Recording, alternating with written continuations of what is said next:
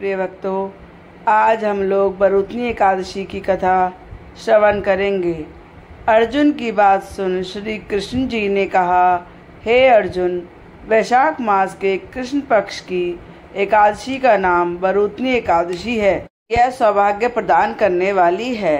इसका उपवास करने से प्राणी के समस्त पाप नष्ट हो जाते हैं।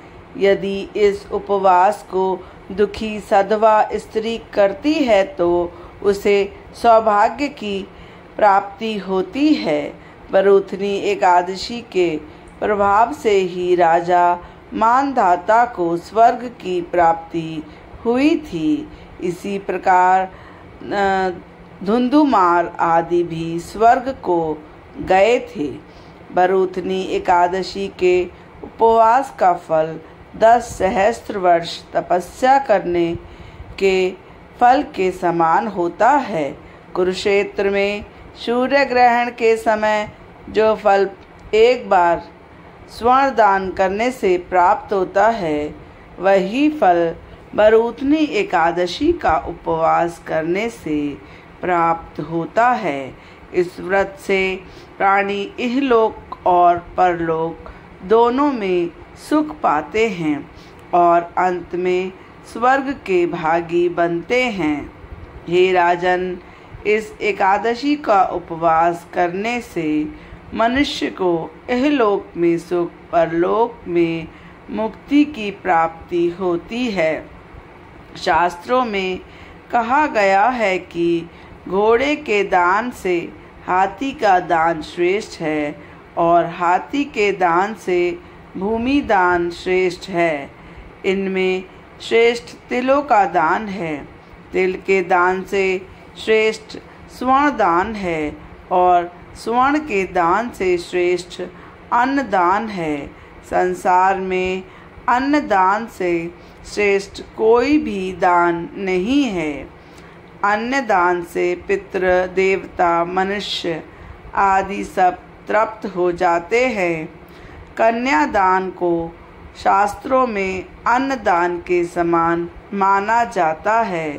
बरूथनी एकादशी के व्रत से अन्नदान तथा कन्यादान दोनों श्रेष्ठ दानों का फल मिलता है।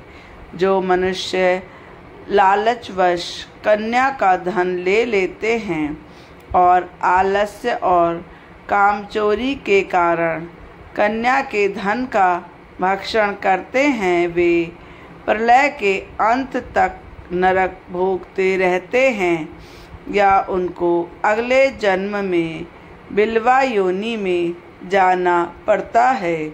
जो प्राणी प्रेम से तथा यज्ञ सहित कन्यादान करते हैं, उनके पुण्य को चित्रगुप्त भी नहीं लिख सकते।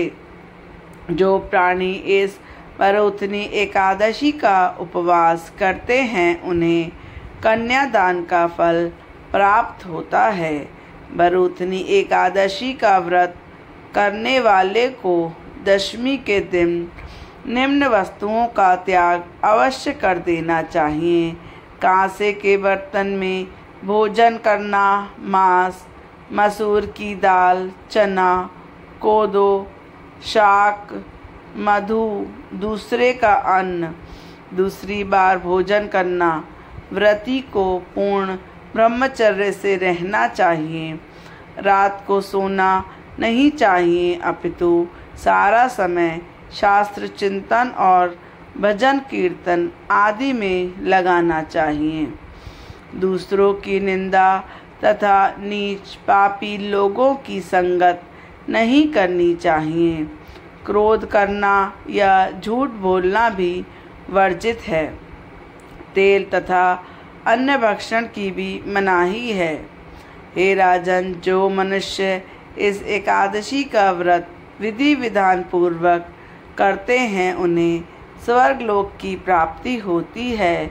अतः मनुष्यों को निकृष्ट कर्मों से डरना चाहिए। इस व्रत के महात्म को पढ़ने से 1 सहस्त्र गौदान का पुण्य प्राप्त होता है। इसका फल गंगा स्नान करने के फल से भी अधिक है। एकादशी व्रत कथा का सार इस प्रकार है कि सौभाग्य का आधार संयम है। इस प्रकार संयम रखने से मनुष्य के सुख और सौभाग्य में वृद्धि होती है। यदि प्राणी में संयम नहीं है तो वह उसके द्वारा किए गए तप, त्याग व भक्ति पूजा आदि सब व्यर्थ हो जाते हैं। इस दिन भगवान श्री कृष्ण का पूजन तथा सत्संग भी करना चाहिए।